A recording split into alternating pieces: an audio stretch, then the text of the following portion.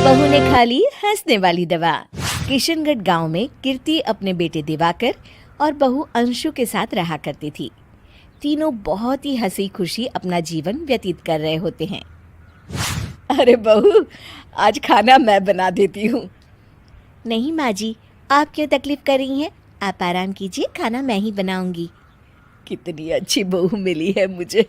भगवान ऐसी बहू सबको दे। सब कुछ ठीक चल रहा होता है कि एक दिन गलती से अंशु हंसने वाली दवा खा लेती है। बस उस दिन से सब कुछ बदल जाता है। अरे बहू, मेरे घुटनों में बहुत दर्द हो रहा है, जरा बाम तो दे दे।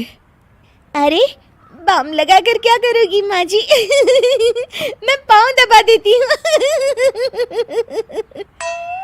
अरे एक तो मुझे पाँव दर्द हो रहा है, ऊपर से तुम हंस रही हो। आई एम सॉरी माँ जी। अरे फिर से हंस रही है, जा तू मेरे कमरे से, मुझे तुझसे बात नहीं करनी। हे भगवान, ये क्या हो गया? अब माँ जी क्या सोचेगी? 2 दिन बाद कीर्ति घर में किटी पार्टी रखती है। उसकी सभी सहेलियां घर आने वाली होती हैं। अरे बहू, मेरी कुछ सहेलियां आज दोपहर को घर आने वाली है। आज कुछ खाने में अच्छा सा बनाना। सहेलियां? क्यों? मेरी सहेलियां नहीं हो सकती क्या? तुम फिर से हंस रही हो? नहीं माँ जी, मैं हंस नहीं रही हूँ। अरे फिर से हंस रही हो और बोल रही हो कि हंस नहीं रही। नहीं माँ जी, मैं तो तुम जाओ मेरे सामने से और किचन का काम कर लो, जाओ। दोपहर को कीर्ति की सभी दोस्त खाने पर आ जाती हैं। अरे वाह, घर तो बहुत सुंदर सजाया है कीर्ति। अरे मैंने कहा, ये सब तो मेरी बहू का कमाल है। अरे वाह, बड़ी गुनी है तुम्हारी बहू तो। हाँ हाँ, खाना भी अच्छा बनाया है। हाँ, बहुत ही गुनी है। तो हमको नहीं मिलवाओगी क्या, या छुपा कर रखोगी अपनी हीरे जैसी बहू को? अरे नहीं नहीं, अभी बुलाती हूँ। अंशु, ओ अंशु, बहू रानी। अंशु बाहर आती है। जी माँ जी। बहू, ये सब मेरी सहेलियां हैं, मिलो सबसे। नमस्ते आंटी। नमस्ते बेटा, बहू तो बहुत अच्छी मिली है तुमको, किस्मत वाली हो तुम। किस्मत वाली? अरे क्या हुआ? हंस क्यों रही हो? नहीं नहीं, मैं हंस नहीं रही हूँ। तभी अचानक सांची के हाथ से चम्मच छूट जाता है और उसका कुर्ता गंदा हो जाता है। अंशु फिर से हंसने लगती है।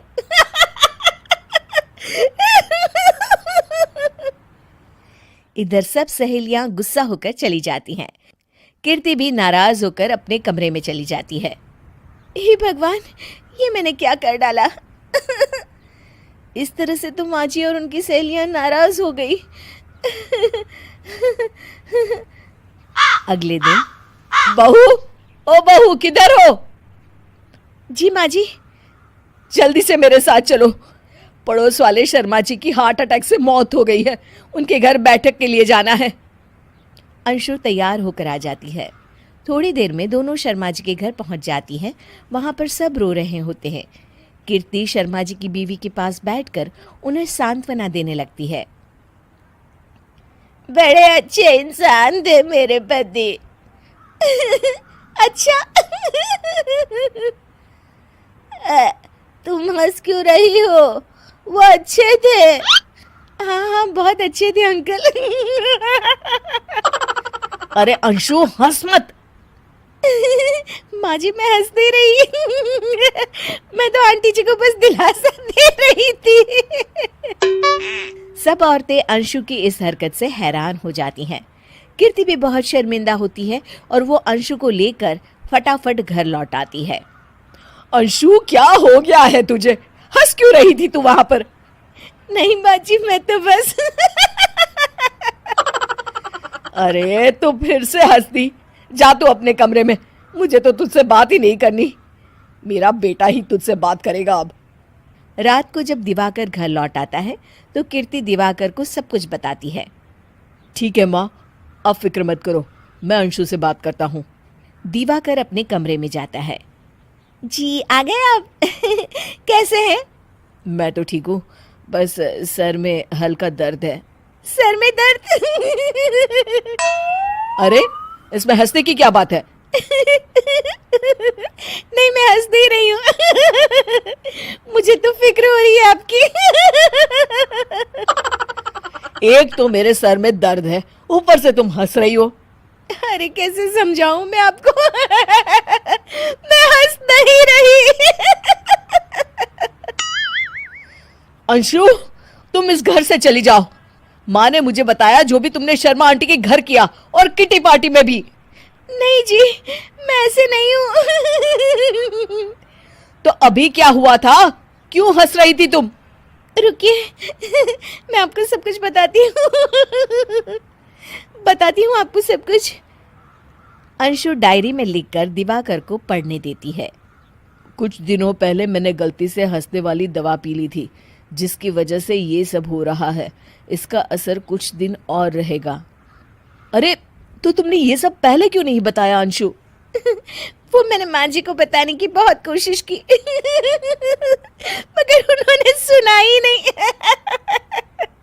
अरे ठीक है, मगर वादा करो जब तक दवाई का असर ठीक नहीं हो जाता तुम घर से बाहर नहीं जाओगी। नहीं जाऊंगी और हंसूंगी तो बिल्कुल नहीं लो, तुम तो फिर से हंस दी